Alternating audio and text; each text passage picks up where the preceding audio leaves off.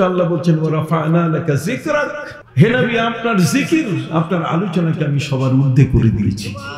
সুবহানাল্লাহ। শুধু তাই নয়, বরং পবিত্র কোরআন মাজিদে শুধু আমার নবীর নাম নিয়ে আমার নবীর জীবনী আমরা জানবো তাই কিন্তু যথেষ্ট নয়। আল্লাহ বলছেন ওয়াজকুর ফিল কিতাবি ইব্রাহিম ইন্নাহু কানা সিদ্দীকান নাবিয়্যা। তোমরা ইব্রাহিম নবীর জীবনী পড়ো, ইসমাইল নবীর জীবনী পড়ো, তোমরা আইয়ুবের জীবনী পড়ো, তোমরা ইউনুস নবীর জীবনী পড়ো।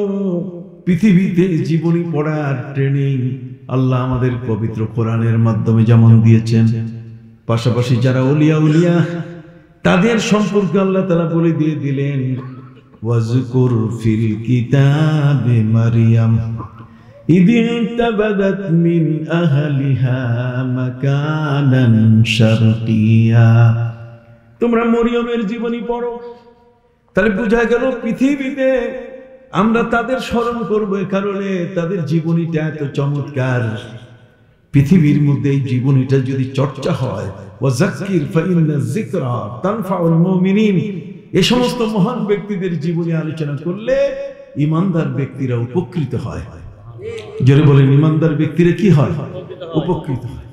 এই জন্য ভাইরা আমার, প্রিয় নবী সাল্লাল্লাহু আলাইহি ওয়াসাল্লামের বিশাল এক বাণী বিদায় হজের সময় নবীজি আরাফাতের ময়দানে বলে দিয়ে দিলেন বাল্লিগু আন্নী ওয়ালাউ আয়া, আমার একটি কথাও যদি তোমাদের জানা থাকে, ওয়া আম্মা বিনিআমাতি রাব্বিকা ফাহাদ্দিস, আল্লাহর নেয়ামতের যে বিষয়গুলো তোমার কাছে আছে সেগুলো তুমি মানুষকে বলে বেড়াও, তুমি মানুষের কাছে ওয়াজ নসিহত করো।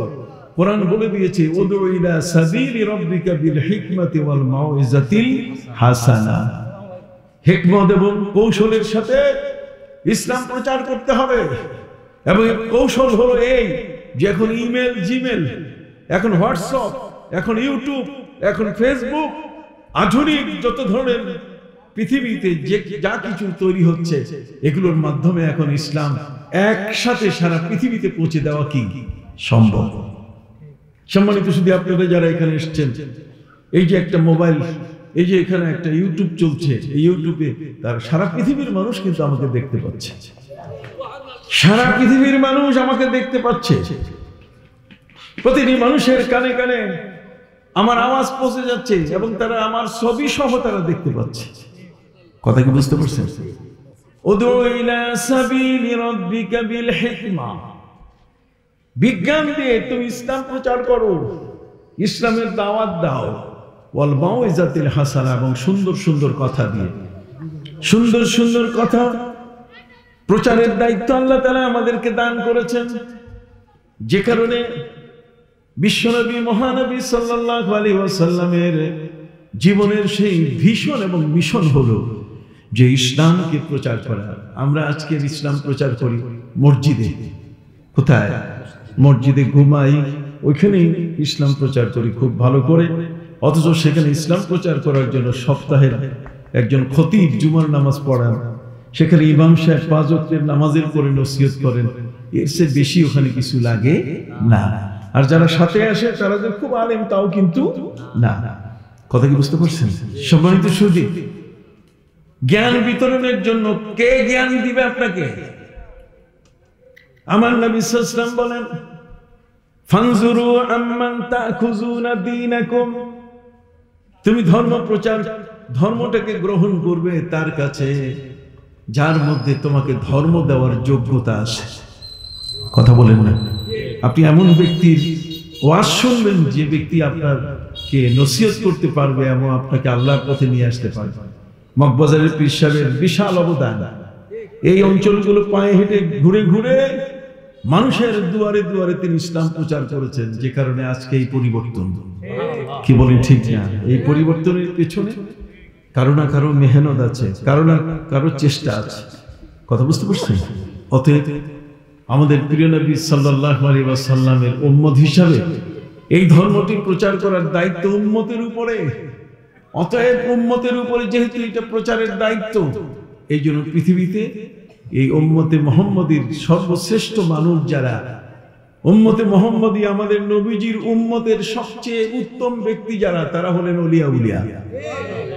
এই ওলিয়া উলিয়ারা তারা নিজেদের বাড়ি, নিজের ঘর, নিজের আরাম আয়েশের কথা চিন্তা করেন নাই। তারা ছুটে এসেছেন সুদূর ইয়েমেন থেকে শাহজালাল ইয়ামানি। ভাইরা আমার, বুস্তাম এলাকা থেকে ছুটে এসেছেন হযরতে বাইজিদ বুস্তামি। ঠিক বাগদাদ থেকে এই জমিনের মধ্যে ছুটে এসেছেন হযরতে শাহ আলী বাগদাদি। কথা বলেন না ভাইরা আমার, এই বাংলাদেশের জমিনের মধ্যে আমার নবীজির উম্মত, বিশেষ করে শ্রেষ্ঠ উম্মতের দায়িত্ব যারা পালন করছেন, কুনতুম খায়রা উম্মাতিন উখরিজাত লিন-নাস তা'মুরুনা বিল মা'রুফি ওয়া তানহাউনা আনিল মুনকার ওয়া তু'মিনুনা বিল্লাহ। তাদের সবচেয়ে বড় যে দায়িত্বের ব্যাপারটা হলো যে আল্লাহ আমাদেরকে শ্রেষ্ঠ উম্মত বানিয়েছেন, কাজে শ্রেষ্ঠ উম্মতের শ্রেষ্ঠ কাজ মানুষের সামনে প্রচার করতে হবে। এই জন্য পবিত্র কোরআনের বিষয়গুলো যেমন তুলে ধরেছেন, এর আধ্যাত্মিকতাও তারা কি তুলে ধরেছেন। যেমন গত পরশু আমেরিকার শিকাগোতে একটি হাসপাতালে দুইজন মা দুটো সন্তান প্রসব করেছেন। কয়জন? দুইজন মা দুইজন সন্তান প্রসব করেছেন। একজন মায়ের সন্তান হলো ছেলে, আরেকজন মা প্রসব করেছেন কি মেয়ে। তো দেশের নিয়ম হলো হাসপাতালগুলোতে তো আর একজন গর্ভবতী মহিলা আসে না, সেখানে তো অনেকগুলো একসাথে লাইন হয়। তো সেদিন ছিল দুইজন মহিলা। নিয়ম হচ্ছে যেই মহিলার গর্ভ থেকে বাচ্চা পৃথিবীতে জন্ম নিবে, সেই বাচ্চাটার পায়ের মধ্যে মায়ের নাম লিখে দেয়। কার নাম? মায়ের নাম। মায়ের নাম লিখলে তখন বোঝা যাবে মায়ের নামে এন্ট্রি করা আছে, মায়ের নামে ওখানে ভর্তি হওয়া আছে। অতএব যে বাচ্চাটা জন্ম নিল তার তো নাম এখনো হয় নাই। আমার কথা কি বুঝতেছেন? বাচ্চাটার কি হয় নাই? এখনো নাম হয় নাই, নাম দেয়া হয় নাই। অতএব সেই বাচ্চাটাকে এখন চিনার উপায় কি, যেটা কার সন্তান। এই জন্য তার মায়ের নাম লিখে দিলে ওই ভর্তির কাগজ দেখে তারা বের করে যে এই মা, এই বাচ্চাটার মা। কিন্তু এই দুইটা বাচ্চা জন্ম নিছে, একটা ছেলে একটা কি মেয়ে, দুইজন মহিলার গর্ভ থেকে। নার্স ভুলে গেছে যে মায়ের নাম লিখে দিবে। মায়ের নাম লিখে দেওয়া ভুলে গেছে নার্স। এখন অবস্থা হলো এমন যে মা এখন দুই মাই দাবি করছে যে যেটা ছেলে ওটা আমার। ছেলেটা কি? কথা বলেন না কেন? ছেলেটা কি?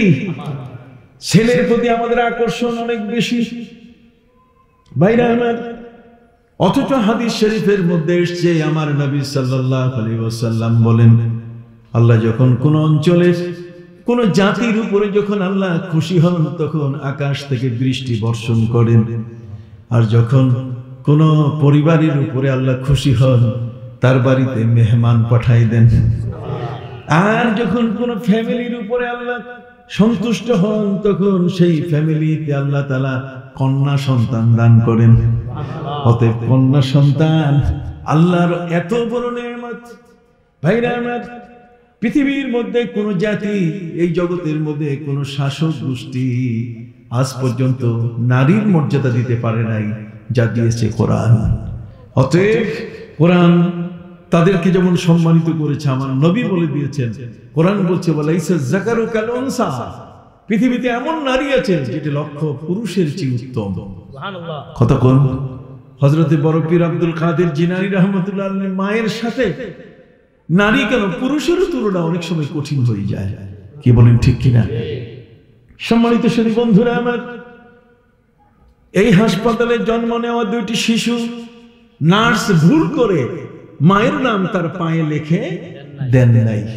না দেওয়ার কারণে এখন জটলা সৃষ্টি হয়ে গেছে। ছেলে যেটা আছে সেই ছেলেটা সব দুইজনেই চাইতেছে যে ছেলেটা আমার। কথা বুঝতে পারছে? ডাক্তাররা বিপদে পড়ে গেছে পুরা।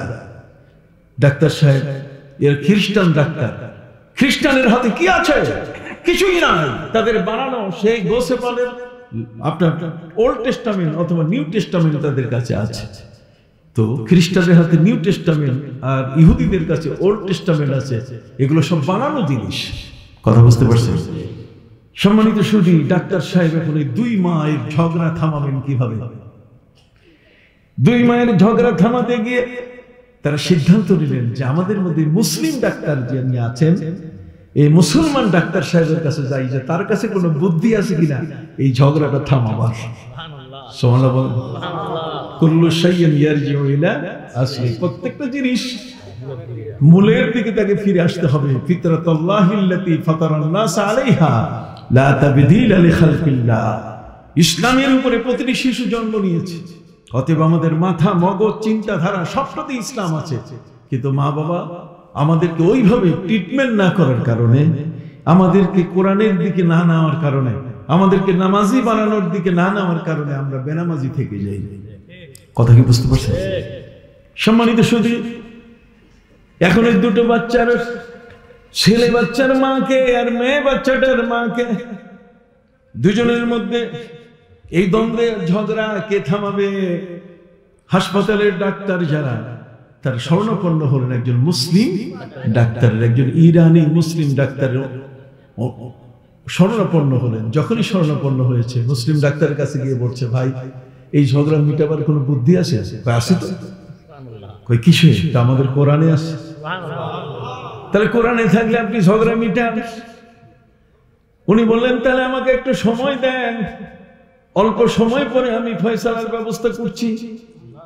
সেই ইরানি মুসলিম ডাক্তার কয়েকজন আলেমের শরণাপন্ন হলেন, স্কলার যারা আলেম, তাদের কাছে শরণাপন্ন হয়ে বলেন যে হুজুর, ঝগড়া লাগছে এখন হাসপাতালে, তাও সেই ঝগড়া এত মারাত্মক যে দুই মাই সন্তান প্রসব করেছে, একজন ছেলে একজন কি মেয়ে, কিন্তু নার্স ভুল করার কারণে এখন মা, সবাই দুই মাই দাবি করতেছে এই ছেলেটা কি আমার। এখন কি হবে? আলেমরা বলছে, হ্যাঁ এটার ফয়সালা তো কোরআনে আছে। এটার ফয়সালা কোথায় আছে? এই বাইরের আওয়াজটা বন্ধ করে দেন, ওরা ওয়াজও শুনবে না, গোলমালও করবে। সম্মানিত সুধী বন্ধুরা আমার, আলেম সাহেবরা যারা কোরআন পড়েন, এ সমস্ত বুজুর্গ ব্যক্তি যারা, পীর সাহেব যারা, তারা কোরআনের অন্তর্নিহিত এর ভিতরের খবরগুলো তারা জানেন। অতএব আলেম সাহেবরা বললেন যে এর ফয়সালা আছে কোথায়? কোরআনে। কোরআনে কি ফয়সালা আছে? কোরআনে আছে লিজ্জাকারি মিসলু হাজ্জিল উনসাইন, দুইটা মেয়ে যা পাবে একটা ছেলে কি তাই পাবে। তার মানে 2 গুণ বেশি কে? ছেলে। একটা মেয়ের চেয়ে 2 গুণ বেশি কে? ছেলে। কয় তাহলে এটাতে কি ফয়সালা? ফয়সালা হলো যে দুইজন মায়ের বুকের দুধ একটা পাত্রে রাখা হোক, আর সেই পাত্রে রাখার পরে যদি ওজন করে দেখা যায় যে যে মায়ের বুকের দুধ ওজন বেশি, এই ছেলেটা তার। আর যার ওজন কম, জোরে বলেন, যার ওজন কি কম, সে হচ্ছে মেয়ের মা। আলেম সাহেবের কোরআনের এই ফয়সালার উপরে ডাক্তার সাহেবরা তারা অবাক হয়ে গেলেন। হায় রে, কোরআন নাজিল হয়েছে কত আগে, 1400 বছর আগে কোরআন নাজিল হয়েছে, আর সেই কোরআন আজও মানুষের কত কঠিন কঠিন জটিল বিষয়ের ফয়সালা দিচ্ছে। সুবহানাল্লাহ বলেন। সম্মানিত সুধী, আপনি অবাক হয়ে যাবেন। আলেম সাহেবদের জিজ্ঞাসা করা হলো যে পৃথিবীর মধ্যে কি এরকম কোন বিচার কখনো হয়েছে যে এই ছেলে আর মেয়ে বাচ্চা নিয়ে মায়েরা ঝগড়া করেছে? তখন সেই আলেমরা বললেন যে হ্যাঁ, হযরত আলী রাদিয়াল্লাহু তাআলার সময় এমন একটা ঝগড়া হয়েছিল। কার সময়? আপনারা নড়াচড়া দিচ্ছেন না, কথা বলতেছেন না, কেমন কথা? আমি তো লক্ষ মানুষের সামনে কথা বলি, আলহামদুলিল্লাহ ভরে গেছে মজলিস। নারায়ে তাকবীর, নারায়ে রিসালাত, মকবুজার দরবার শরীফ, আজকের মাহফিল জিন্দাবাদ। বন্ধুরা আমার, হযরত আলী রাদিয়াল্লাহু তাআলার সময়কালে এক রাতের বেলায় 2 জন মহিলা বাচ্চা প্রসব করেছিল। একজনের গর্ভে আসছে কি ছেলে, আরেকজনের গর্ভে কি মেয়ে। হযরত আলী রাদিয়াল্লাহু তাআলা কাছে বিচার গেল যে 2 মাই ছেলেকে দাবি করতেছে, এই ছেলেটা তার, কি করা যাবে? হযরত আলী রাদিয়াল্লাহু তাআলা বললেন, তোমরা একটা কাজ করো, ওই 2 মাকে একটা পাত্রে তাদের বুকের দুধটা দিতে বলো, এটা ওজন করে দেখো, যে দুধটা ভারী হবে, যে মায়ের দুধ ভারী হবে, ছেলেটা তার। দেখছেন কোথায়? হযরত আলী রাদিয়াল্লাহু তাআলাকে বলা হলো আপনি সূত্র পাইলেন কই? হযরত আলী রাদিয়াল্লাহু তাআলা বলেন পবিত্র কোরআন মাজিদে আল্লাহ পাক রব্বুল আলামিন তিনি বলেছেন ওয়াস্তাশহিদু শাহিদাইনি মিনার রিজাল। পৃথিবীর মধ্যে কোন বিষয়ের যদি সাক্ষী নিতে হয় তাহলে সেখানে পুরুষ হবে কয়জন? দুইজন। কয়জন? দুইজন পুরুষ হতে হবে সাক্ষী। আল্লাহ বলছেন ফাইল্লাম ইয়াকুনা রাজুলাইন, যদি দুইজন পুরুষ না পাওয়া যায় ফারাজুলুন ওয়া ইমরাতান, তাহলে একজন পুরুষ আর দুইজন কি নারী। তাহলে এখানে দেখা গেল যে একজন পুরুষ দুইজন নারীর সমান, তার মানে একজন নারীর চেয়ে পুরুষের শক্তি কি বেশি। হযরত আলী রাদিয়াল্লাহু তাআলা বলেন শোনো, তোমরা আমার কথাটা পরীক্ষা করবে, তোমরা তোমাদের বাড়ির মধ্যে নিত্যদিন একটা মাসের হিসাব করবে, দেখবে একজন মহিলা ঘরে যিনি মা আর তার ঘরে যে সন্তানরা তার মধ্যে ছেলে সন্তান যারা অথবা ঘরের পুরুষ যারা নারীদের চেয়ে বেশি খায়। খাওয়াটা পুরুষের চেয়ে মানে নারীর চেয়ে পুরুষের খাওয়া কি বেশি। মা কিন্তু বেশি খায় না। আপনি সুবহানাল্লাহ বলবেন না? মা কি বেশি খান না? মা নিজের পেটের খাবার তার সন্তানকে খাওয়াই দেন, তার আদরের সন্তানটিকে তিনি লালন করে কি করেন? বড় করে। সুবহানাল্লাহ বলেন। সম্মানিত সুধী বন্ধুরা আমার, শুধু তাই নয়, পৃথিবীর মধ্যে জেনা ব্যভিচারের যদি বিচার হয় সেখানে নারীদের সাক্ষী গ্রহণযোগ্য নয়। জেনা ব্যভিচারের ক্ষেত্রে নারীর সাক্ষী গ্রহণযোগ্য নয়, কিন্তু তালাকের ক্ষেত্রে বিবাহের ক্ষেত্রে নারী সাক্ষী হতে পারে। কথা বলেন তো। আমি এত গভীরে যাচ্ছি না, আমি কথাগুলো বললে আপনারা অবাক হয়ে যাবেন যে কোরআন আমাদের কি। এই যে কয়েকদিন আগে ফ্লোরিডায় একটা বিচার হয়ে গেল, আমেরিকার ফ্লোরিডায় একটা বাচ্চা জন্ম নিয়েছে বাবার মৃত্যুর 22 মাস পর। বাবা মারা গেছে 22 মাস আগে, আর মায়ের গর্ভ থেকে সন্তান জন্ম নিয়েছে 22 মাস কি পরে। সম্মানিত সুধী, 22 মাস পরে মায়ের গর্ভ থেকে সন্তান জন্ম নেওয়া, এটা পৃথিবীর মানুষ মেনে নিতে চায় না। একটি সন্তান মায়ের গর্ভে থাকে 9 মাস 10 দিন, 10 মাস 10 দিন, কিন্তু 22 মাস কি করে মায়ের গর্ভে সন্তান থাকে? তাও আমেরিকা, যে আমেরিকার মধ্যে একজন স্ত্রী মাসের মধ্যে 52টা স্বামী বদলায়। কথা বুঝতে পারছেন? যেখানে বাবা খুঁজে পাওয়া যায় না, সন্তানরা যখন অ্যাফিডেভিট করে মাকে বলে মা বাপের নাম বলো, ওই দেশের নিয়ম হলো সন্তানের পরিচয় হয় মাকে দিয়া। আর আমার নবী সাল্লাল্লাহু আলাইহি সাল্লাম বলেন কুল্লু বনি আদম ইউনসাবু ইলা আবিহি ইল্লা বুলদ ফাতিমা। নবী করিম সাল্লাল্লাহু আলাইহি ওয়াসাল্লাম বলেছেন পৃথিবীর যত মানুষ আছে তাদের পরিচয় হবে বাপকে দিয়া, শুধুমাত্র হাসান হুসাইনের পরিচয় হবে আমাকে দিয়া। সুবহানাল্লাহ। আমার নবী বলেন কুল্লু বনি আদম, হযরত ওমর ইবনে খাত্তাব রাদিয়াল্লাহু তাআলার হাদিস, তিনি বলেন কুল্লু বনি আদম ইউনসাবু ইলা আবিহি। দুনিয়ার মধ্যে সকল পুরুষ সকল নারী পৃথিবীতে মানব বলতে গেলে যা আছে সকল মানুষের পরিচয় হবে কাকে দিয়া? বাবাকে দিয়ে। এই জন্য নবীজি তার মায়ের নাম পরিচয় বলেন নাই। আমার নবী সাল্লাল্লাহু আলাইহি সাল্লাম উহুদের ময়দানে যখন নবীজির দান্দার মোবারক শহীদ হলো, নবীজি উহুদের পাহাড়ের উপরে পড়ে গেলেন। যখন আরবের কাফিররা প্রোপাগান্ডা শুরু করে দিল মুহাম্মদ বেঁচে নাই, তাকে আমরা মেরে ফেলছি, নবীজি বললেন আবু বকর তুমি আমার একটা বাহু ধরো, ওমর তুমি আমার একটা বাহু ধরো। দুজনে বাহু ধরে নবীকে দাঁড় করালেন। নবীজি কেন? আপনি তো দাঁত ভেঙে গেছে, আপনার রক্তে রক্তাক্ত আপনি। আল্লাহর নবী সাল্লাল্লাহু আলাইহি সাল্লাম বলেন শুনো, ওরা আমাকে ঘোষণা দিয়ে মৃত বানাই দিছে, ওরা বলেছে যে আমি নাকি মারা গেছি, এই জন্য আমি তোমাদের মাধ্যমে দাঁড়ালাম এবং আমি ঘোষণা করতে চাই আনা নবিয়ুল্লাহ কাযিব আনা ইবনে আব্দুল্লাহ ইবনে আব্দুল মুত্তালিব। নবীজি বলছেন আমি মিথ্যুক নবী নই, আমি মিথ্যুক নবী নই। আনা নবিয়ুল্লাহ কাযিব আনা ইবনে আব্দুল্লাহ ইবনে আব্দুল মুত্তালিব আমি হলাম আব্দুল্লাহর পুত্র, আমি হলাম আব্দুল মুত্তালিবের নাতি। সুবহানাল্লাহ। এই জন্য পবিত্র কোরআন মজিদ আল্লাহ বলছেন, উদউহুম লিআবাইহিম, তোমরা তোমাদের কাউকে যদি ডাকতে চাও তাহলে মায়ের বাপের নাম দিয়ে ডাকবে, বাপের পরিচয় ডাকবে। তার মানে বাপের নাম এসেনশিয়াল, বাপের নাম ইসলামে প্রয়োজন। কারণ মা অন্য খান থেকেও সন্তান তিনি অবৈধভাবে গ্রহণ করে আনতে পারেন। কথা বুঝতে পারছেন? সম্মানিত শুধু এই জন্য ইসলামের বিষয়গুলো অত্যন্ত খুবই সূক্ষ্ম।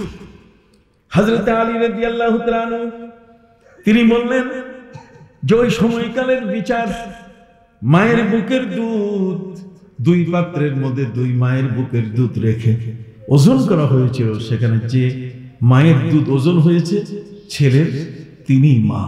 সুবহানাল্লাহ। ঠিক অনুরূপভাবে পরিরায় 22 মাস মায়ের গর্ভে একটা বাচ্চা, এটা কোনো মতেই দুনিয়া মেনে নিতে চায় না। এটা আদালত গড়ালো, আদালতে অভিযোগ উঠলো যে এই শিশুটি বৈধ না অবৈধ, এটা বাস্টার্ড না এটা বৈধ সন্তান, এটা কি জারজ। আদালত কোনো কিছুই উত্তর দিতে পারতেছে না। কিভাবে আদালত উত্তর দিবে? আদালতের কাছে এই পুঁজি তো নাই। ব্যারিস্টার বলেন, মিনিস্টার বলেন, ইঞ্জিনিয়ার বলেন, পৃথিবীর মধ্যে যত বড় বড় আইনজীবী বলেন, সবাইকে নিয়ে গোল বৈঠক করা হলো যে এই শিশুটির সম্পর্কে কি রায় হবে। শেষ পর্যন্ত তারা গোল টেবিলে সিদ্ধান্ত নিলেন যে এটার ফয়সালা শ্রী ভগবত গীতায় হবে না, রামায়ণে হবে না, এটা জেন্দাবেস্তায় হবে না, এটা ইনজিল, তৌরাত, ওল্ড টেস্টামেন্ট, নিউ টেস্টামেন্ট কোনোটাতেই হবে না। এটা থাকলে একমাত্র মুসলমানের কোরআনে আছে। তারা মুসলমানের কোরআন পড়া শুরু করলেন। ব্যারিস্টার কোরআন পড়ে, ইঞ্জিনিয়ার কোরআন পড়ে। ভাইরা আমার, যিনি বিচারক তিনি কোরআন পড়তেছেন, যিনি আইনজীবী অ্যাডভোকেট উনিও কোরআন পড়ছেন। কোরআন পড়তে পড়তে সূরা হজের মধ্যে গিয়ে পেয়ে গেলেন আল্লাহ পাক রব্বুল আলামিন ওই শিশুটি যে মায়ের গর্ভে ছিল 22 মাস, সেই শিশুটি বৈধ কিনা কোরআন ফয়সালা দিয়েছে। সুবহানাল্লাহ। পবিত্র কোরআন মজিদে আল্লাহ পাক রব্বুল আলামিন বলেছেন, ওয়ানুকিরু ফিল আরহামি মা নাশাউ ইলা আজালিম মুসাম্মা। আল্লাহ বলেন যতদিন ইচ্ছা ততদিন মায়ের গর্ভে আমি সন্তান রাখতে পারি। ওয়ানুকিরু ফিল আরহামি মা নাশাউ ইলা আজালিম মুসাম্মা। আজাল কাকে বলে? আজাল মানে যার জন্য আল্লাহ যতটুকু বরাদ্দ দিয়েছেন। একটা শিশু 1 মিনিটের জন্য পৃথিবীতে থাকবে, তার আজল 1 মিনিট। কি বলেন ঠিক না?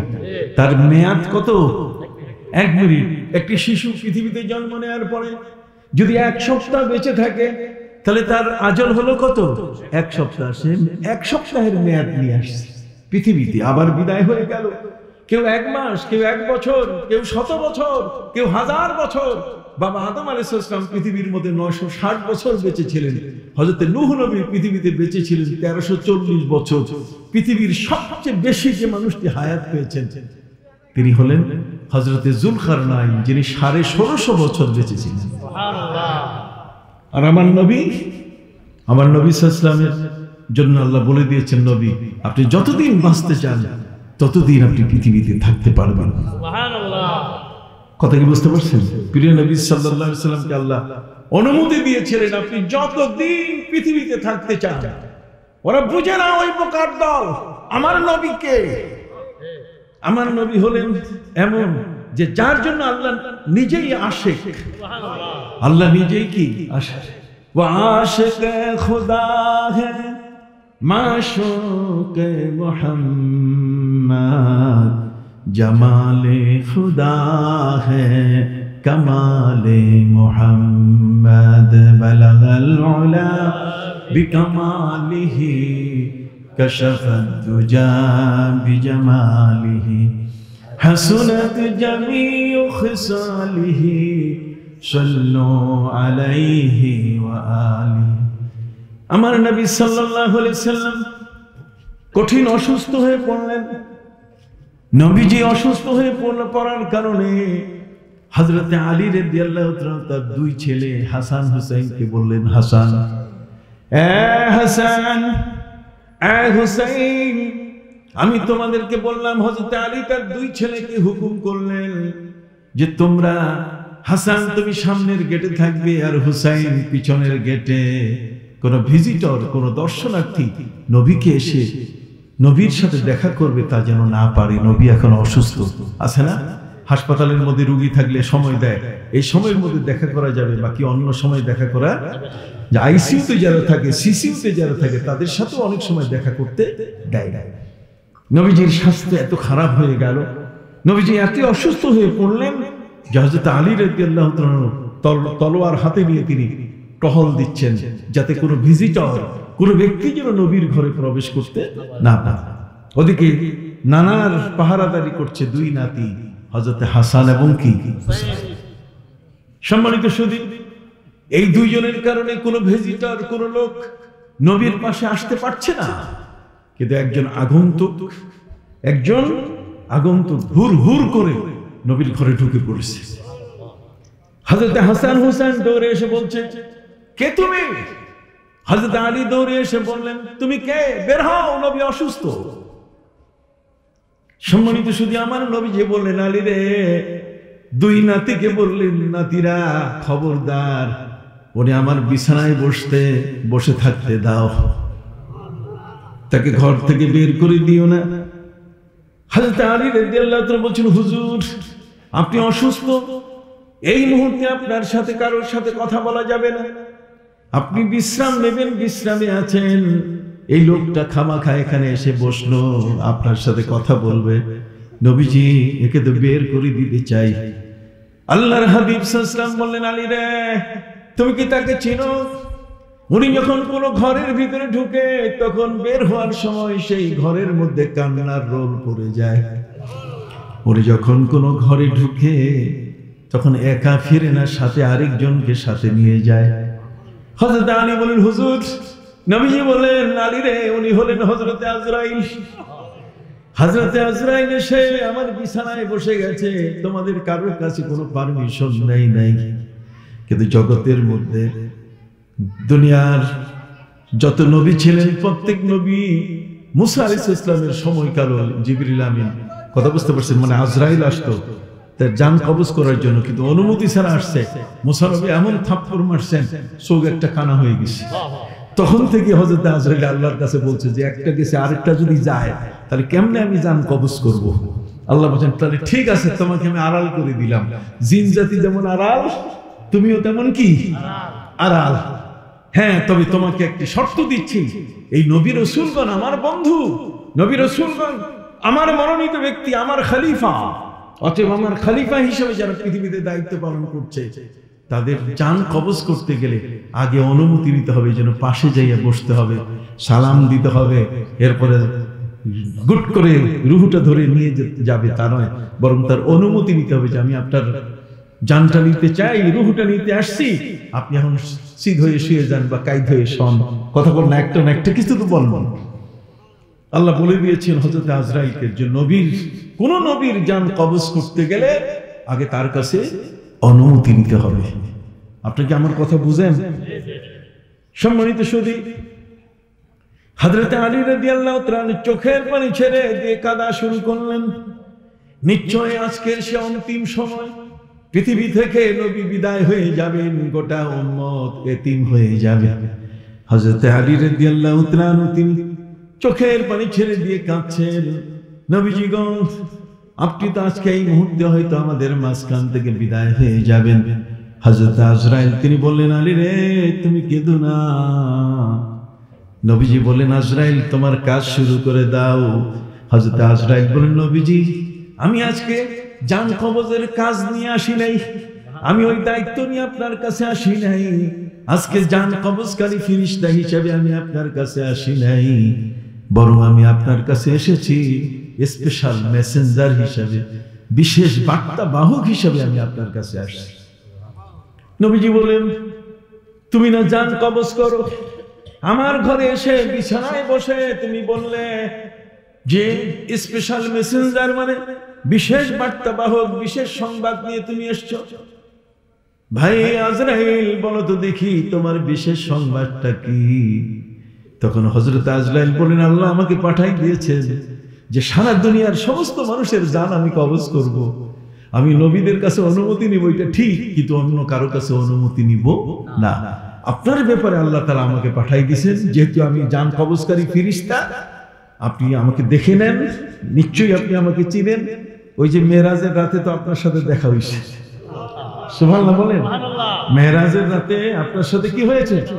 দেখা হয়েছে, আমাকে আপনি চিনেন। আল্লাহ তাআলা আপনার জন্য একটা মেসেজ দিয়েছেন। মেসেজ বুঝেন? একটা বার্তা, একটা সংবাদ দিয়েছেন। সংবাদটা হলো, আপনি যতদিন পৃথিবীতে বাঁচতে চাবেন আমি আজরাইল ডিস্টার্ব করব না। সুবহানাল্লাহ, সুবহানাল্লাহ বলেন। আপনি যতদিন এই জগতের মধ্যে আপনি বাঁচতে চান, আমি কোনোদিন আপনাকে ডিস্টার্ব করব না। আপনার রূহটা নেওয়ার জন্য কোনোদিন আমি কাছে আসব না। যেদিন আপনি দুনিয়া থেকে বিদায় নেবেন, আমাকে ডাক দিলেই আমি মুহূর্তে হাজির হয়ে যাব। আমার নবী সাল্লাল্লাহু আলাইহি সাল্লাম বলেন, তুমি আজরাইল কি জানতে চাও? কয়, আল্লাহ আমাকে পাঠাই দিয়েছেন এই সংবাদটা দেওয়ার জন্য যে যতদিন থাকতে চান আমি আপনার কাছে আসব না। এখন আপনি ইয়েস অর নট, তার মানে হ্যাঁ বা না বলেন। নবীজি বলছেন যে হ্যাঁ আর না। আল্লাহ তাআলা আমাকে এমন একটা প্রস্তাব দিলেন যে পৃথিবীতে যতদিন আমি থাকতে চাই ততদিন থাকতে পারবো। এটা আল্লাহর পক্ষ থেকে একটা অফার, কিন্তু সেই অফারটা নিতে গেলে খুব হুঁশিয়ারির সাথে, খুব সতর্কতার সাথে আমাকে উত্তর দিতে হবে, আনসার করতে হবে কি সতর্কতার সাথে। এই জন্য নবী করিম সাল্লাল্লাহু আলাইহি ওয়াসাল্লাম বলছেন, আমার জীবনে কোনোদিন পরামর্শ ছাড়া কোনো কাজ আমি করি নাই। পরামর্শ মানে, আপনার ছেলেটা যদি বিয়ে করে তাহলে সেই ছেলেটা পরামর্শের জন্য আপনাকে ব্যবহার করবে, আপনার বড় ভাই, বিদ্যালয়ের শিক্ষক। এখন এগুলো কিছু লাগে না, জঙ্গলের পাশে যাইয়া আকাশ বাতাস সাক্ষী রাখিয়া, কথা বুঝেন নাই, এরপরে বিয়া শাদী করে। এই বিয়াটা আর জীবনে শান্তি হয় না। তার কারণ আল্লাহকে সাক্ষী রেখে কোন দলিল লেখা, কথা বল না, আল্লাহকে সাক্ষী রেখে কোন বিবাহ করা এটা জায়েজ নেই। কথা বলেন, আল্লাহ তাআলা আমাদেরকে সাক্ষী বানাইছেন। কথা বলেন, আল্লাহ আমাদেরকে কি সাক্ষী? আল্লাহর প্রশংসা আমরা করব, কিন্তু আল্লাহকে সাক্ষী রেখে, আল্লাহ রাসূলকে সাক্ষী রেখিয়া তোমাকে আমি বিয়া করিলাম, নো, এটাতে বিবাহ হবে না। আপনি কি বুঝতেছেন আমার কথা? বন্ধুরা আমার, হযরতে আজরাইল আলাইহিস সালাম নবীর কাছে এসে বার্তা দিয়ে দিলেন, নবীজি গো, আমি আপনার কাছে সেদিন আসবো যেদিন আপনি আমাকে ডাকবেন। নবীজি বললেন, তাহলে আমি কি করব? কয়, আপনি বলেন ইয়েস অর নট। তো উনি বলছেন যে আমি পৃথিবীতে যে কোনো কাজ করছি পরামর্শ ছাড়া কোনো কাজ করি নাই। মুরব্বীদের পরামর্শ নিচ্ছি। নবীর মুরব্বী তো জগতে কেউ নাই, তারপরে তো তার দুই শ্বশুর, হযরত আবু বকর সিদ্দিক, হযরতে ওমর। কথা বল না, শ্বশুরের প্রতি আমার নবীর শ্রদ্ধা ছিল অগাধ। এটা আর কোনোদিন আসলে আমি সেই বিষয় বলবো, আজকে সাবজেক্ট আমার না। আমি বলতেছি, প্রিয় নবী সাল্লাল্লাহু আলাইহি ওয়াসাল্লাম তিনি হযরতে জিবরিল আমিনকে পরিষ্কার ভাষায় তিনি বলে দিচ্ছেন যে এখন আমি হ্যাঁ বলবো বা না বলবো, তুমি ভাই আজরাইল জানো, আমার পায়ের জুতার ফিতা যদি ছিঁড়ে যায়, আছে না পায়ের জুতার ফিতা, আগের যুগে আমরা ডার্বি জুতা পরছি, আগের যুগে আমরা চামড়ার জুতা পরতে গিয়ে ফিতা ছাড়া, বর্তমানে অটো এই সিস্টেম ছিল না, ওই ফিতা দিয়ে বেঁধে বেঁধে জুতা বান্ধা হইতো, আছে না? সম্মানিত শুধু হযরতে রাসূল করিম সাল্লাল্লাহু আলাইহি ওয়াসাল্লাম বলছেন যে আমার জুতার ফিতাও যদি ছিঁড়ে যায়, আমার আয়েশাকে জিজ্ঞেস না করে আমি কিনতাম না যে আয়েশা কোন রঙের ফিতা হলে তুমি পছন্দ করবে। সুবহানাল্লাহ।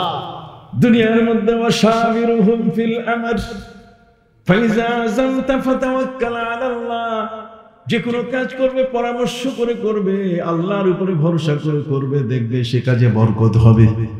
ছেলেরা যদি তাদের মা বাবা, তাদের বড় ভাই, চাচা, ফুপু, ওস্তাদ, মুরব্বীদের নিয়ে বিয়ে শাদী করে, আপনি দেখবেন সে বিয়েটার লংজিভিটি সেটা বেশি দীর্ঘস্থায়ী হয়ে যাবে। কি বলেন, ঠিক না? আর ওই জঙ্গলের পাশে গেলে জঙ্গল যেমন চোখের আড়াল করে মানুষ, ঠিক ওরকম ভাবে সে আল্লাহর রহমত থেকে কি হয়ে যাবে, আড়াল হয়ে যাবে। কথা বুঝতে পারছেন বাবা? এই জন্যই আমাদের প্রিয় নবী সাল্লাল্লাহু আলাইহি ওয়াসাল্লাম তিনি বলেন যে পরামর্শ না করে আমি উত্তর দিব না। আজরাইল তুমি আমার এখানে বসেছো, বিছানায় বসো ভাই, কিন্তু একটু পরামর্শের সুযোগ দাও। সুবহানাল্লাহ। হযরত আজরাইল বললেন আপনি পরামর্শ করবেন কার সাথে? আপনি যথেষ্ট। নবীজি বলছেন তা না, আমি একটু জিবরাইলের সাথে পরামর্শ করব। সুবহানাল্লাহ। তিনি জিবরিল আমিনকে ডাক দিলেন, ব্রাদার জিবরিল কাম শার্প।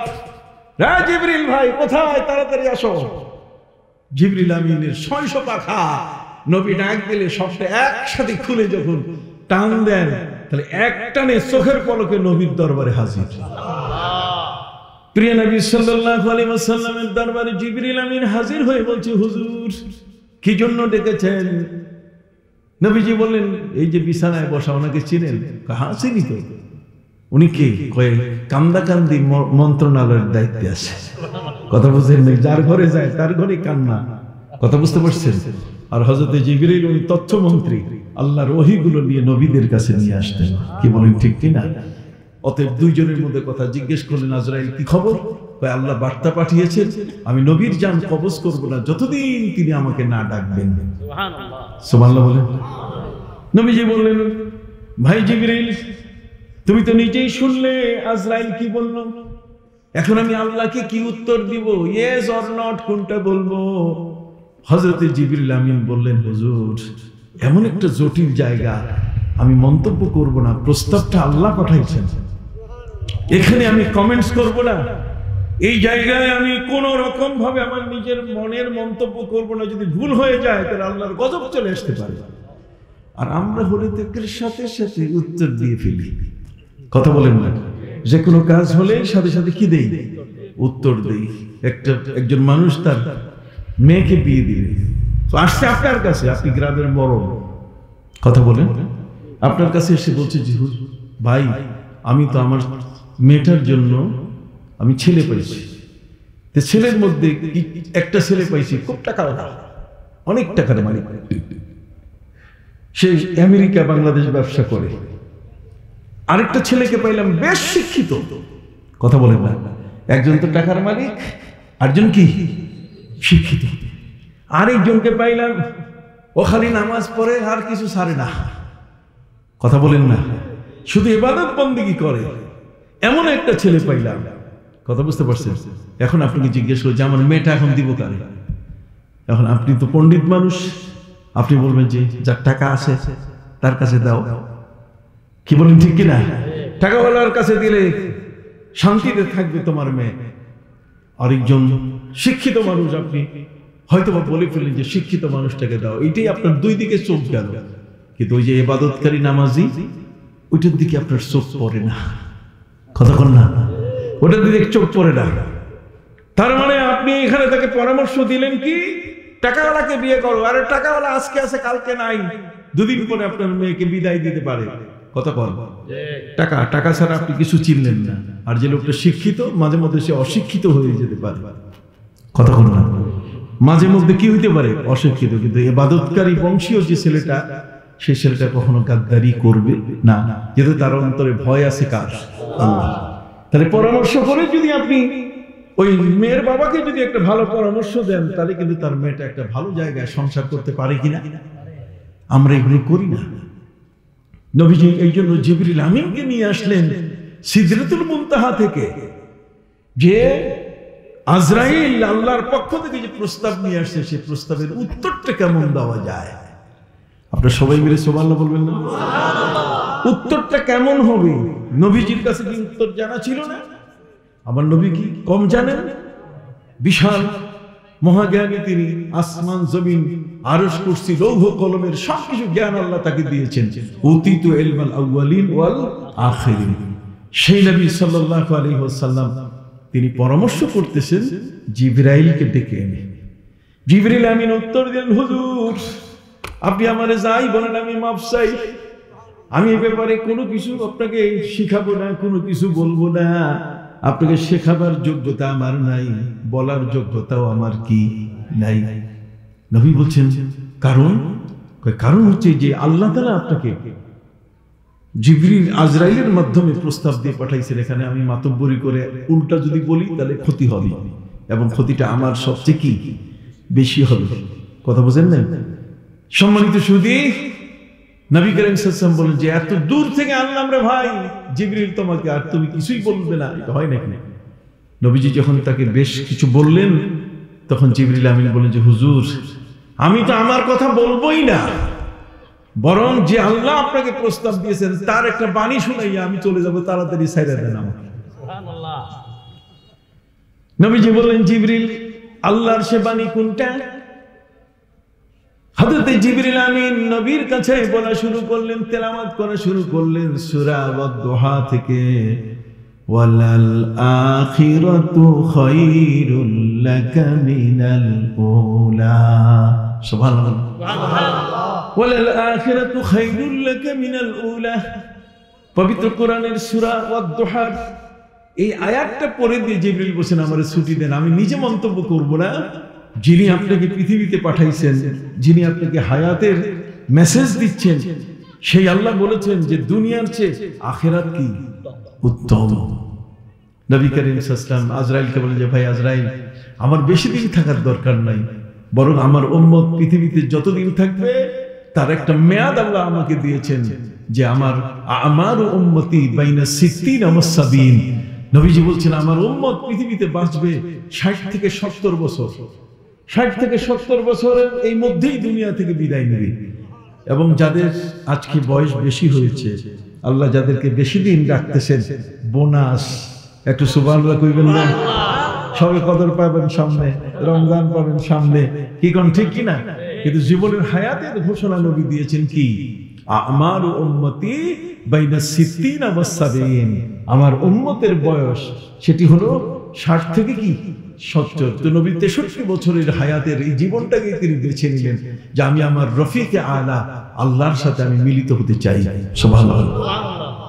যে নবী দুনিয়া থেকে 63 বছরের দুনিয়া থেকে বিদায় নিয়ে গেলেন, সেই নবীর উম্মত পৃথিবীতে ইসলাম প্রচার করার দায়িত্ব পেয়ে গেল। সেই দায়িত্ব পালন করতে গিয়ে যারা যারা পৃথিবীর বিভিন্ন প্রান্তে ছুটে এসেছেন, সেই মহান ওলিরা হচ্ছেন আমাদের অভিভাবক। তারা হলেন আমাদের কি অভিভাবক। আতিউল্লাহ ওয়া আতিউর রাসূলা ওয়া উলিল আমরে মিনকুম। কথা কি বুঝতে পারছেন? এই সমস্ত ওলিয়া উলিয়া খালি আসেন নাই এই শিরক মুক্ত করতে, এই উপমহাদেশটাকে শিরক থেকে মুক্তি দিতে। এই দেশে একদিক থেকে মালাবার হয়ে নবীর সাহাবায়ে কেরাম এবং চিটাগাং পর্যন্ত এসে সিলেট হয়ে চীনের গুয়াংজো পর্যন্ত গেছেন নবীর শ্রদ্ধেয় মামা হযরতে ওয়াক্কাস রাদিয়াল্লাহু তাআলা। তিনি সাহিত্য আছেন আজকে চীনের গুয়াংজুতে। কথা বুঝতে পারছেন? এখানে পদচারণা হওয়া শুরু করলো। পাশাপাশি এই জ্ঞানটাকে আল্লাহ পাক রব্বুল আলামিন নবীর মদিনা থেকে তিনি দিয়ে দিলেন ইরাকে। কোথায়? ইরাকে। কথা বুঝতে পারছেন? সেই ইরাকের ওলিয়া উলিয়া তারা এই জ্ঞানটাকে বহন করে নিয়ে আসলেন এই বাংলাদেশের জমিনে। কথা বুঝেন নাই? এই জন্য শুরু থেকে আমরা যখন কোনো কিতাব পড়ি, আমরা আরবি শিখি যখন, তখন আমাদের আরবি কায়দাটার নাম হলো কি? কায়দায়ে বাগদাদি। জোরে বলেন কায়দায়ে। তার মানে মদিনা থেকে এলেম চলে আসছে কোথায়? বাগদাদে। আর বাগদাদ থেকে ওলিয়া উলিয়ারা, বড় পীর আব্দুল কাদের জিলানী রহমতুল্লাহি আলাইহির মহান অনুসারী যারা, তারা পৃথিবীতে ছড়িয়ে পড়লেন। আর তার ছড়িয়ে পড়া দুইজন নাতি এই বাংলাদেশের মাটিতে এসছেন। বড় পীর আব্দুল কাদের জিলানী রহমতুল্লাহ দুই নাতি, নাম জানেন? এই দুই নাতির মধ্যে একজন শুয়ে আছেন রাজশাহীতে, আরেকজন শুয়ে আছেন নোয়াখালীর বর্ডারে। নোয়াখালীর বর্ডারে যিনি শুয়ে আছেন তিনি হলেন হযরতে শাহ মিরান রহমতুল্লাহি আলাইহি। আর রাজশাহীর পদ্মা নদীর পাড়ে যিনি শুয়ে আছেন দরগা ঘাটে তিনি হলেন হযরতে শাহ মাকদুম রহমতুল্লাহি আলাইহি। বাংলাদেশের উপকূলবর্তী এলাকা চিটাগাং বলেন, পটুয়াখালী বলেন, আর রাঙ্গাবালি বলেন, মংলা পোর্ট বলেন, যখন সামুদ্রিক জল শুরু হয়ে যায়, পানির তীব্রতা যখন আসে, বাতাসের ঠেলায় যখন পানিগুলো ডাঙ্গায় উঠে সমস্ত বাড়িগুলো তলিয়ে যায়, ঠিক ওই সময় বাংলাদেশের বিউগল বেজে উঠে শাহজালালের বাংলাদেশে রহম করো আল্লাহ, শাহপরানের বাংলাদেশে রহম করো আল্লাহ। জাগা মতো তো ঠিক ঠিক শাহপরানের নাম আসতেছে, কি বলেন আসতেছে কিনা? এই জন্য বন্ধুরা আমার, বাগদাদের জমিন যেখানে বড় পীর আব্দুল কাদের জিলানী রহমতুল্লাহ আলাইহি তিনি এই জমিনে ইসলাম প্রচার করার জন্য তার ওলিদেরকে তিনি নির্দেশ দেওয়া শুরু করলেন। শাহ মাকদুম নাতিকে বললেন চলে যাও। শাহ মাকদুম রূপস, রূপস কাকে বলে জানেন? রূপস শব্দের অর্থ হচ্ছে চেহারা ঢাকা। এই দেখেন চেহারা ঢেকে ফেলা, এর নাম হলো রু। রু মানে মুখমণ্ডল, পোষ মানে ঢাকা, রূপস। শাহ মাকদুম রূপস রহমতুল্লাহ আলাইহি তিনি এই মহিলাদের মতো চোখ ঢেকে তিনি চলতেন। ওনাকে জিজ্ঞেস করা হতো যে আপনি চলেন কেমনে, রাস্তা পার হন কেমনে, গাড়ি ঘোড়া চলাফেরা করে? তিনি বলছেন যে আমি আমার চোখের উপরে পর্দা দিয়েছি কারণে যে যাতে করে কোনো বেগানা নারীর দিকে আমার দৃষ্টি না যায়। সুবহানাল্লাহ। শাহ মাকদুম রূপস রহমতুল্লাহ আলাইহি তিনি যখন রাজশাহীতে এলেন, রাজশাহীর বোয়ালিয়া, কি জায়গা? বোয়ালিয়ার মধ্যে সেখানে দত্তবাবুরা প্রতিদিন একজন মুসলমানকে ধরে ধরে জবাই করে তার রক্ত দিয়ে হুলি খেয়ে। এখনো সেই দরগা ঘাটে আপনি যাবেন, সেখানে ওই যে মুসলমানের মাথা ঢুকাই দিয়া পাথরের মধ্যে এরপরে যে টুকরা করে ফেলা হতো, শিরচ্ছেদ করা হতো এবং রক্ত নিয়ে তারা যে খেলতো তার চিহ্ন কিন্তু সেখানে আছে, আমিও দেখে এসেছি। শাহ মাকদুম রূপস রহমতুল্লাহ আলাইহি বড় পীর আব্দুল কাদের জিলানী রহমতুল্লাহ আলাইহি তাকে পাঠিয়ে দিলেন, যাও সেখানে যে বাদশাহ সেখানে যারা আছে তাদের হেদায়েতের জন্য তুমি ছুটে যাও। উনি যখন রাজশাহীতে, ঠিক ওই মুহূর্তে পদ্মা নদীর ভাঙ্গনে পুরা রাজশাহী শহরটা নদীর মধ্যে বিলীন হয়ে যাচ্ছে। আশপাশের মানুষ বোঝেন না, এই পানি পড়া কি এমনি খায়? কথা বল না কেন? পানি পড়া কি এমনি খায়? কালো টাকাকে এমনি ফু দেওয়ায়? কথা বল না, এগুলো ফু দেওয়ার কারণ আছে। এই সংস্কৃতিটা নষ্ট করে দিয়েছে লামাযাবিরা। কথা বল না, যারা আহলে হাদিস লামাযাবি যারা, তারা আজকে আমাদের এই সমাজের ভিতরে আমাদের বিশ্বাস, আকীদা, আমাদের মননশীল চিন্তাধারাকে ধ্বংস করে দিয়েছে তারা। যে কারণে এই সমস্ত মহান ওলিয়া উলিয়া থেকে আজকে আমরা বিচ্ছিন্ন হয়, আমরা মুরব্বী শূন্য হয়ে গেছি। আমাদের হেদায়েতের দুয়ার এখন খুলে না। কথা বুঝতে পারছেন? অথচ আপনি কি জানেন ইমাম শাফি কত বড় আলেম? কিতাবুল উম লিখেছেন তিনি, অসংখ্য হাদিস দিয়ে একখান কিতাব লিখেছেন, কিতাবুল উম, জননী নামে একখানা কিতাব যেখানে হাদিসের ভান্ডার। সেই ইমাম শাফি রহমতুল্লাহ আলাইহি কি কম জানেন? ইমাম শাফি রহমতুল্লাহ আলাইহি তিনি বলেন, ইন্নী আতাবাররাকু বিকবরি আবি হানিফা। ইমাম শাফি থাকতেন কোথায়? হিজাজে। কোথায়? হিজাজ।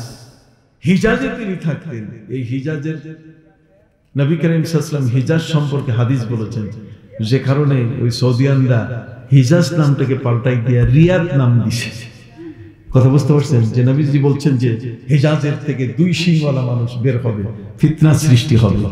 এই জন্য বলছে তাহলে এই এলাকার যদি এই হিজাজ থাকে তাহলে আমরা তো ফিতনার মধ্যে আছি, ফিতনা আমাদের থেকে তৈরি হবে।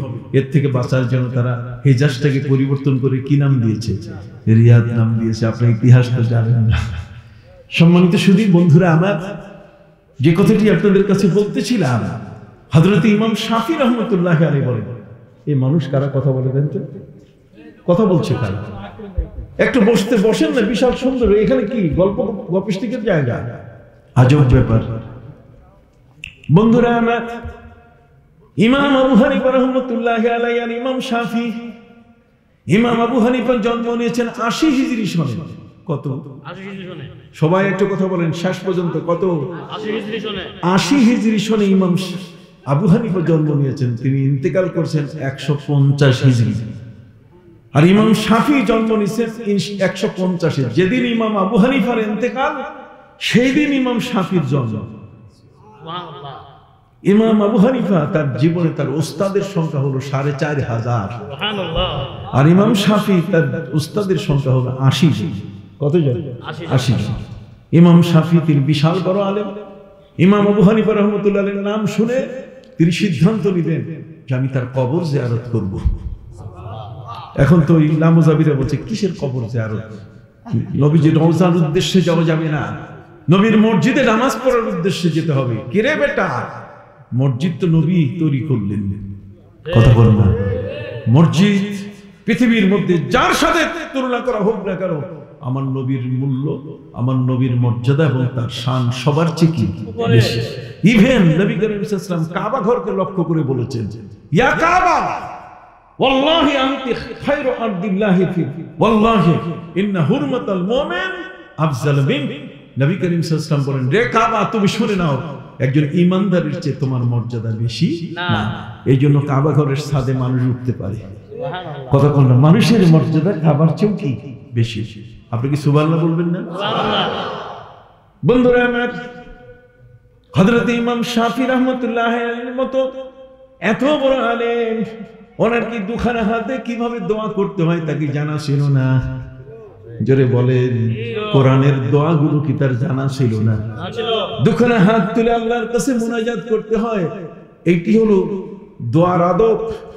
আর ওই লামাজাবি দোয়া করতেছে, হাত উঠায় না, নামাজ পড়ে বুকে হাত দিয়ে, লেডিস মার্কা নামাজ। কি মার্কা নামাজ? লেডিস লেডিস লেডিস বোঝেন, মহিলা মানুষ বুকে হাত দিয়ে যেমন নামাজ পড়ে, এরা আমাদেরকে লেডিস মার্কা নামাজ শিখাচ্ছে। আপনি কি এই নামাজ মানবেন? হাত উঁচু করে দেন, মানবেন কিনা? খবরদার, এটা কখনো ওইটা স্বীকার করবেন না। আলেমরা এই জমিনে এখনো বেঁচে আছে, আলেমরা এখন এই জমিনে কি বেঁচে আছে। খবরদার, এগুলো দিয়ে এখানে কোনো জুত করা যাবে না, এখানে সুবিধা নেওয়া যাবে না। ওই পয়সা পকেটের মধ্যে ঢুকতেছে আমাদের ঈমান ধ্বংস করার জন্য। তোমাদেরকে আমরা চিনে ফেলেছি, তোমরা নাপিত 20 টাকার তারাবিকে কেটে 8 টাকার বানাইছো, তোমরা নাপিত। এই নাপিতদেরকে আমরা কোনোদিন ঠাঁই দিব না। কথা বুঝতে পারছেন? ইমাম শাফি রাহমাতুল্লাহ আলাইহি তিনি কি দোয়া জানতেন না? ঘরের মধ্যে বসে তিনি দোয়া করতে পারতেন না? কিন্তু না, হিজাজ থেকে সফর করে তিনি কুফায় আসতেন ইমাম আবু হানিফা রাহমাতুল্লাহ আলাইহির মাজারের পাশে। তিনি বলেন, ইন্নী আতাবাররাকু বিকবরে নুমান ইবনে সাবিত।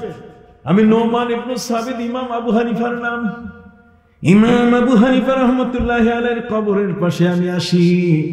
এই কবরের পাশে এসে আমি আল্লাহর কাছে যা দোয়া করেছি তাই কবুল হয়েছে। সুবহানাল্লাহ। এর থেকে প্রমাণ হয়ে যে আল্লাহর ওলিরা তাদের মাজারের পাশে যদি কেউ যায়, বড় পীর আব্দুল কাদের জিলানী রাহমাতুল্লাহি আলাইহি, হযরত মাওলানা হাফেজ আব্দুল হামিদ রাহমাতুল্লাহি আলাইহি সহ সারসিনা বলেন, ফুরফুরা বলেন, জগতের মধ্যে এ সমস্ত মহান ওলিয়া উলিয়া যারা, তাদের জীবনের ইতিহাস কত চমৎকার। সুফি ফতে আলী ওয়াইসি রাহমাতুল্লাহি আলাইহির মতো ব্যক্তি, যিনি হলেন ফুরফুরা সিলসিলার পীরদের মধ্যে গোড়া, যার মাধ্যম ছাড়া এই ফুরফুরা সিলসিলা বলেন, যতগুলো সিলসিলা বলেন, পরিচয় দেওয়ার কোনো সুযোগ নেই। সেখানে হযরত ফতে আলী ওয়াইসি রাহমাতুল্লাহি আলাইহি তিনি ছিলেন রাসূল নুমা। তিনি চক্ষু বন্ধ করলে আল্লাহর নবীকে তিনি দেখতে পেতেন। ছেলেরা এসে বলতো, হুজুর উনি সুফি ছিলেন, উনি সুফি ছিলেন। সুফি মানে তিনি সরকারি কর্মকর্তা ছিলেন, সরকারি কর্মকর্তা সুফি। তার কাছে ছেলেরা এসে বলতো, দাদা নবীজিকে দেখবো। কই উযু করো, নবীর উপরে দরুদ পড়ো, আর চক্ষু বন্ধ করো। চক্ষু বন্ধ করলে দিদার নসিব হয়। একবার 35 জন আলেম, ইয়া বড় বুখারী শরীফ, মুসলিম শরীফ, তিরমিজি শরীফ, ইবনে মাজাহ শরীফ, নাসাই শরীফ, আবু দাউদ শরীফ, সহিহ মুসলিম, বুখারী ও তিরমিজি, আবু দাউদ, ইবনে মাজাহ, নাসাই, 86 কিতাব ঘাড়ে করে 35 জন আলেম সুফি ফতে আলী ওয়াইসি এই সুফি সাহেবের কাছে আসে। ওরা সুফি মানতে চায় না। আসলে এই পীরদেরকে আমরা কি বলি? দেখবেন লেখা আছে শাহ সুফি। কি লেখা থাকে? শাহ সুফি মানতে চায় না। অতএব সুফি ফতে আলী ওয়াইসি রাহমাতুল্লাহি আলাইহি তিনি রাসূল নুমা ছিলেন। চক্ষু বন্ধ করলে তিনি নবীজিকে কি দেখতে পেতেন। তার দরবারে 35 জন আলেম আসছে, কান্দে করে সিয়াসিত্তের হাদিস বলছে, সফি সাহেব আপনি মিলাদ পড়েন। মিলাদ কি কোরআনে আছে, হাদিসে আছে, কোন জায়গায় কি আছে? উনি বলেন কোরআন হাদিস সব জায়গায় মিলাদ আছে। সব জায়গায় কি মিলাদ আছে? 35 জন আলেম বলছে, সফি সাহেব হিসাব করে কথা বলবেন, সব জায়গায় আছে। এই আমাদের কাছে সিয়াসিত্তের হাদিস আছে, ঠিক আছে একটা একটা করে দেখান। আমরা বুখারী নিয়ে আপনার সামনে বসলাম, বুখারীর কোন পৃষ্ঠায় আছে? যেই পৃষ্ঠা খুলবে সেই পৃষ্ঠায় আছে। সুবহানাল্লাহ। বুখারী শরীফের পৃষ্ঠা আমরা খুললো আলেমরা, খোলার পরে বলছে, সফি সাহেব কোন লাইনের মধ্যে আছে? উনি বলছেন, যে লাইনে পড়া শুরু করবে সেই লাইনেই আছে। সুবহানাল্লাহ। মিলাদ সেই লাইনে কি আছে? তারা যখন পড়া শুরু করলো, অবিহি কলা হাদ্দাসানা ফুলান ইবনে ফুলানিন ফুলান ইবনে ফুলানিন, অমুকের আমি হাদিস শুনছি, অমুক আমার কাছে হাদিস বর্ণনা করছে। এরা যখন পড়া শুরু করছে, সেই ওই মুহূর্তে 35 জন আলেম দাঁড়িয়ে গেলেন। সুফি ফাতে আলী ওয়াইসি রহমাতুল্লাহ আলাইহি ওই মুহূর্তে শুরু করলেন, ইয়া নবী সালাম আলাইকা। কাসিদা পড়তে পড়তে এমন অবস্থা যে এতদিন যে এরা নবীর শানে এই মিলাদ করে নাই, এই সব কাজ আদায় করে দিয়েছে। মজলিসে বসার পরে তিনি 35 জন আলেমকে জিজ্ঞাসা করলেন, আমি মিলাদ করি এটা বেদাত হয়, আর তোমরা যে দাঁড়াইয়া নবীকে সালাম দিলে এটা কি বেদাত হলো না? ওরা বলছে, সুফি সাহেব দয়া করে মাফ করবেন, যখন আমরা হাদিসের ইবারতে হাদিসের টেক্সট যেটা আছে, যে হাদিসখানা যখন আমরা পড়ি, সেখানে যখন আমরা বলি ক্বালা ক্বালা রাসূলুল্লাহ সাল্লাল্লাহু আলাইহি ওয়াসাল্লাম, এটা বলার সাথে সাথে আমাদের চক্ষু মদিনার নবীজির সাথে খুলে গেল। এমন ভাবে আমরা নবীকে দেখা শুরু করেছি। নবীকে দেখা শুরু করলে সেখানে কেউ বসে থাকে, তখন দাঁড়িয়ে গেলে সুবহানাল্লাহ বলেন। ভাই আমরা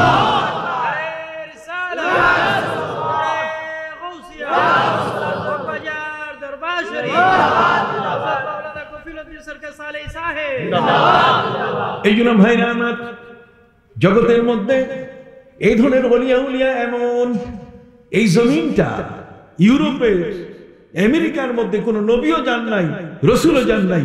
এই জন্য ওরা ছেলে ছেলে বিয়ে হইতেছে, মেয়ে মেয়ে বিয়ে হইতেছে, হারাম যত কাজ সব হচ্ছে সেখানে। আর যেখানে নবী রসুলগণ এসছেন, সেই নবী রসুলগণের জায়গা মক্কা মদিনা। কি বলেন ঠিক কিনা? আপনি দেখবেন না 1400 বছর ধরে সেখানে হজ হচ্ছে।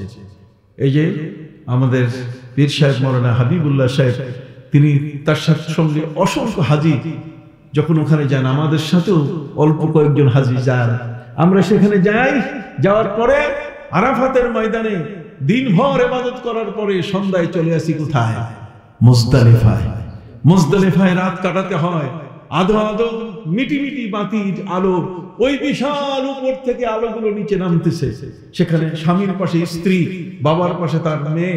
কথা বুঝতে পারছেন? কিন্তু আজ 1400 বছর ধরে একজন নারী কি ধর্ষণ হয়েছে? জোরে বলেন, ওই মুজদালিফায় কি ধর্ষণ হয়েছে?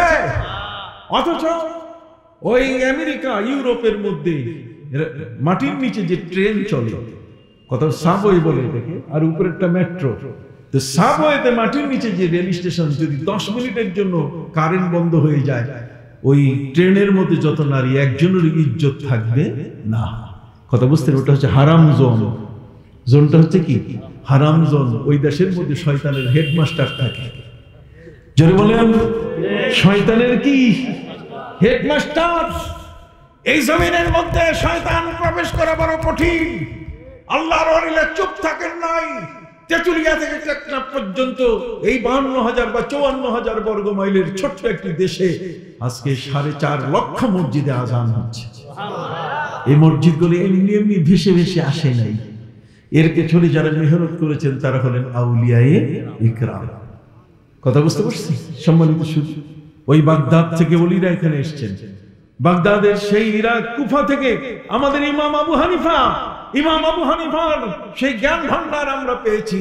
তার কারণ নবী করিম সাল্লাল্লাহু আলাইহি ওয়াসাল্লামের 1500 সাহাবী কুফায় বাস করতেন। আর এই 1500 সাহাবীর মধ্যে সবচেয়ে বেশি যিনি গ্রান্ড মুফতি ছিলেন, ফকিহ ছিলেন, কোরআন হাদিসের সবচেয়ে বড় মন্থিত কোরআন হাদিসের ফতোয়া সম্পর্কে যিনি বিশেষজ্ঞ সাহাবী ছিলেন হযরতে আব্দুল্লাহ ইবনে মাসউদ রাদিয়াল্লাহু তাআলা এই কুফায় বাস করতেন। অতএব এই কুফায় নবীজির 1500 সাহাবীর মধ্যে 150 সাহাবী ছিলেন বদরী। বদরের যুদ্ধে যারা অংশগ্রহণ করছেন 313 জনের মধ্যে 14 জন শহীদ হয়েছেন বদরে, আর 299 জন, তার মধ্যে 150 জন সাহাবী বাস করতেন কোথায়? কুফায়। কথা বুঝেন? এর মধ্যে আবার 150 জন সাহাবী যারা ওই যে বায়াতে রিদওয়ান, এই যে পীর সাহেবরা পাগড়ি দিয়ে যে বায়াত করেন, ওরা বলে বায়াত নাই, অথচ ইন্নাল্লাযীনা ইউবাইউনাকা ইন্নামা ইউবাইউনাল্লাহ ইয়াদুল্লাহি ফাওকা আইদিহিম। নবীজির কাছে 1400 সাহাবায়ে কিরাম, তারা বলেন হুজুর, হযরত উসমান গেছে আবু সুফিয়ানের সাথে পরামর্শ করতে যে আপনি মক্কায় প্রবেশ করবেন, এরপরে আপনি কাবা ঘরের তওয়াফ করে 3 দিন থেকে চলে আসবেন, কিন্তু সেই উসমানকে মেরে ফেলা হয়েছে।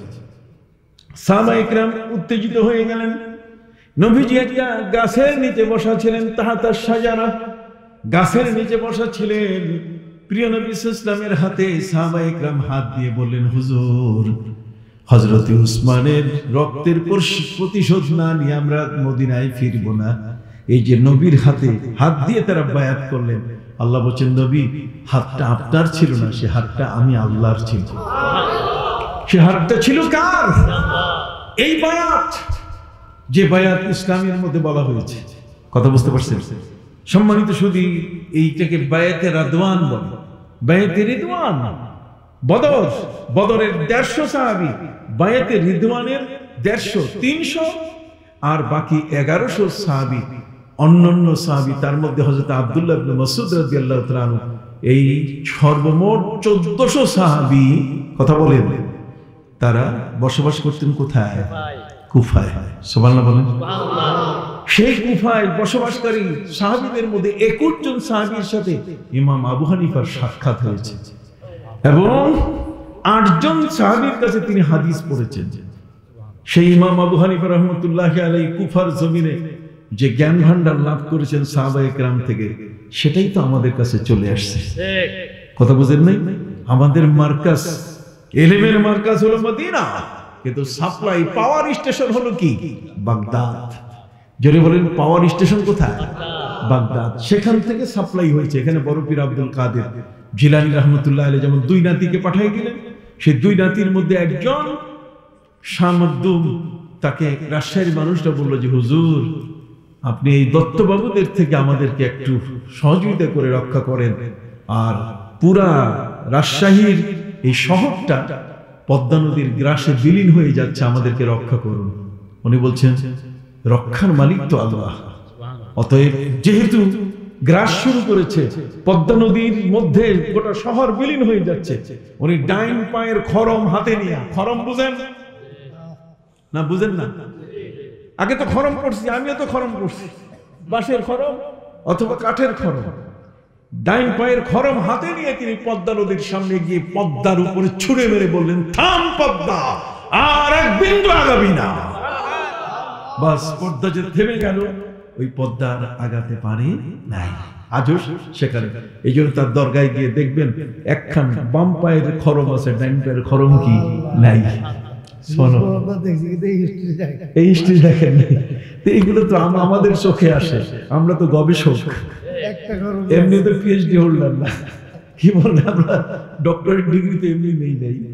কি বলেন, সেখানে যেখানেই যাই সেখানে, এই যে আমি যেখানে আসছি, আপনি কি মনে করছেন যে খালি আমারে খাওয়াইলেন আর এখানে বক্তৃতা দেওয়াইলেন আর আমি চলে গেলাম? নো নো নো, আমি আপনাদের দেখতেছি, আপনার চেহারা, আপনার ধরন, আপনার কিরকম ভাবে উৎসাহিত। কোরআন হাদিসের প্রত্যেকটা আমার কাছে একটা একটা ক্যাসেট তৈরি হয়ে যাচ্ছে। কথা বুঝতে পারছেন? আল্লাহর ওলিরা, এই মহান ওলিরা এই দেশে আসার পরে এই দেশটা শিরক মুক্ত হয়ে গেল। কি বলেন? সেই ইখতিয়ার উদ্দিন মোহাম্মদ বখতিয়ার খিলজি, তিনি সর্বপ্রথম মাদ্রাসা প্রতিষ্ঠা করলেন এই বাংলার জমিনে, সর্বপ্রথম মাদ্রাসা। তার আগে মোহাম্মদ ঘুরি, তিনি দিল্লিতে 1202 হিজরিতে মাদ্রাসা প্রতিষ্ঠা করেছেন। তার কারণ শিক্ষা ছাড়া কোনো জাতির পরিবর্তন আনা সম্ভব নয়। কথা বুঝতে পারছেন?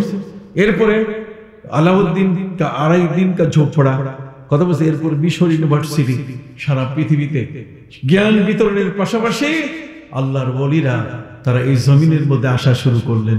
হযরত শাহজালাল ইয়েমেনি, ইয়েমেন থেকে তিনি চলে আসলেন।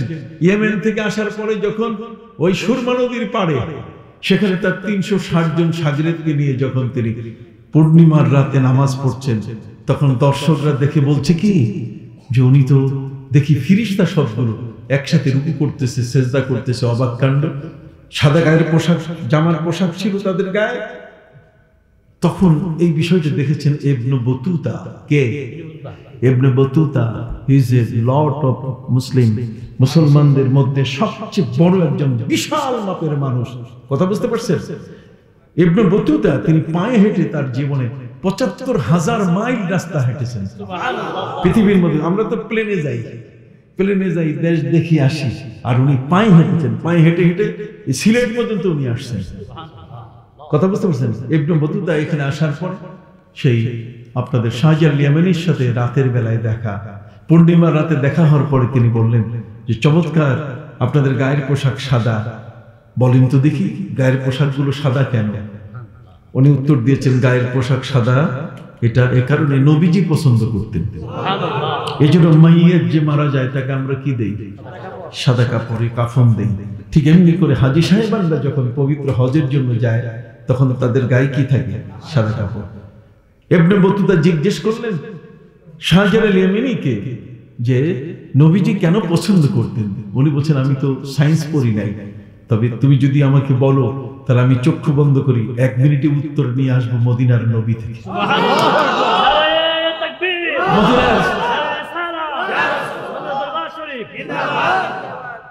উনি চক্ষু বন্ধ করলেন। এরপরে তিনি উত্তর দিলেন, শোনো ইবনে বতুতা, সাদা কাপড় আমরা জামা বানাইছি, সাদা কাপড় আমাদের পরিধান, আমাদের পরিধেয় বস্ত্র লুঙ্গি। কথা বল না, সাদা পাগড়ি। এটা কারণে নবী করিম সাল্লাল্লাহু আলাইহি ওয়াসাল্লাম বলছেন যে সাদা জামা, সাদা কাপড় যদি কেউ ব্যবহার করে তার গায়ে কখনো জীবাণু আসবে না। সাদা কাপড় যদি কেউ পরিধান করে কোনো বাইরের জার্ম তার গায়ে ঢুকবে না। সাদা কাপড় যেটা, সেটা হলো জান্নাতি ব্যক্তিদের পোশাক। এই জন্য আমি সাদা কাপড়টাকে কি করি? পছন্দ করি। নবীজি বলছেন যদি অনবরত কেউ সাদা পোশাক পরিধান করে তাহলে তার ক্যান্সার রোগ হবে না, ক্যান্সার থেকে সে মুক্তি লাভ করবে। কথা বুঝতে পারছেন?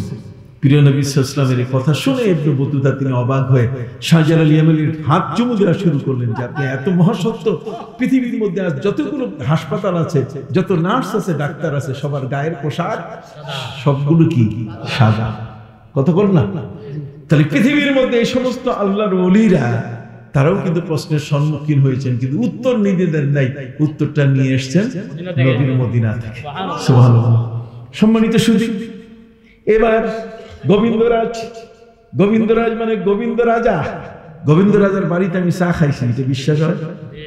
কথা বলে এখানে একটা জজের ইয়ে আছে, না না না, জজের থাকার একটা সেখানে কুটির আছে, বাসস্থান আছে। তো বাসস্থানে আমাদের জজ ইসমাইল সাহেব ছিলেন। তো ওটা হচ্ছে ওই গোবিন্দরাজের বাড়ির উপরে। আমাকে বলছে, আসেন গোবিন্দরাজের বাড়িতে আজকে চা খাবেন আপনি। আমি চা খাইতে গেলাম। কথা বুঝতে পারছেন? নদীর এপারে ওই গোবিন্দরাজ যখন দেখলো যে ৩৬০ জন মুসলমান নদী পার হয়ে গেলে কি জানি কি ঘটায়, ওপারের একের পর এক তারা পাথর দিয়ে উঁচু করে রাখলো, যে যাতে করে পাথর পা দিয়ে উপরে উঠলে আর 10টা পাথর মাথায় পড়বে এবং সাথে সাথে মৃত্যু হয়ে যাবে। হযরতে শাহজালাল ইয়েমেনি রাহমাতুল্লাহ আলাইহি জায়নামাজ বিছালেন, পানির উপরে জায়নামাজ বিছাই দিয়ে এরপরে ৩৬০ জন ব্যক্তিকে উঠালেন। কোথায়? একটা জায়নামাজে। কয়টা জায়নামাজ? ওই বোকাগুলো বলে লামজাবিকা, আমরা নাকি গল্প করতেছি। আল্লাহর ওলিদের ক্ষমতা জানে না। আল্লাহর ওলিরা এমন, ওয়া ইন্না মিন ইবাদিল্লাহি মান লাউ আকসামা আলাল্লাহি লা আবাররা। সহিহ মুসলিম শরীফের হাদিসে আছে, আল্লাহর ওলিরা আল্লাহর কাছে যা দাবি করে আল্লাহ সাথে সাথে তা পূরণ করে। একটা জায়নামাজের উপরে দাঁড়িয়ে ৩৬০ জন শাগরেদকে নিয়ে দেখলেন ওই পাথর, এগুলো ধরে উপরে উঠতে গেলে মৃত্যু ছাড়া আর কিছু নাই। তিনি নদীর মাঝখানে স্লোগান দিলেন, শিল হট্ট, শিল হট্ট। সিলেট, এই যে সিলেট নাম হয়েছে, এটা স্লোগান, একজন আল্লাহর ওলির মুখের স্লোগান। শিল হট্ট বলার সাথে সাথে, শিল মানে পাথর, হট মানে সর, শিল হট পাথর সর বলার সাথে সাথে ওপারের সমস্ত পাথর উড়ে উড়ে সব পাথর। হযরত শাহজালাল ইয়ামানী 360 জন শাগরেদ নিয়ে গোবিন্দরাজের বাড়িতে চলে গেলেন। গোবিন্দরাজ আগেই বাড়ি থুয়ে পালাই গেছে, বাড়ি থুয়ে কি পালাই গেছে। ঠিক ওই সময় মাগরিবের সময় সাচট রহমতুল্লাহ আলাইহি তার সঙ্গে তিনি বলেন, আজান দাও, আজকে এই পত্তলিক পূজারী তার ঘরে আজকে আজান হবে। এবার তিনি আজান দেওয়া শুরু করলেন, আর সেই আজানের ধাক্কায় গোবিন্দরাজের 6 তারা বাড়ি মাটির সাথে বসে মিশে গেছে। সেই মুসলমান আমরা। এই জন্য আল্লামা ইকবাল বলেছেন, বাতিল সে দবনে ওয়ালে আয়াসিমা নেহি হাম, বাতিল সে দবনে ওয়ালে আয়াসিমা নেহি হাম, सद बार कर चुका तो इम्तिहा हमारा। বাতিলের কাছে কোনোদিন আমরা মাথা নত করি নাই। সেই ওলিয়া আউলিয়া তারা আমাদেরকে টিকি থেকে টুপি পরাইছেন, কি বলেন ঠিক না? ঠিক অনুরূপ ভাবে আমাদেরকে ইসলামের পোশাক পরিধান করিয়েছেন, আমাদের ঘরে মাদের বোরকা পরার ব্যবস্থা করেছেন, স্বামীর খেদমত কিভাবে করবে নারী তার ব্যবস্থা তারা শেখাইছেন, আমাদেরকে দাড়ি রাখা, টুপি দেওয়া, আমাদেরকে নামাজে শরীক হওয়া, এই সবগুলো তারা শিখিয়েছেন।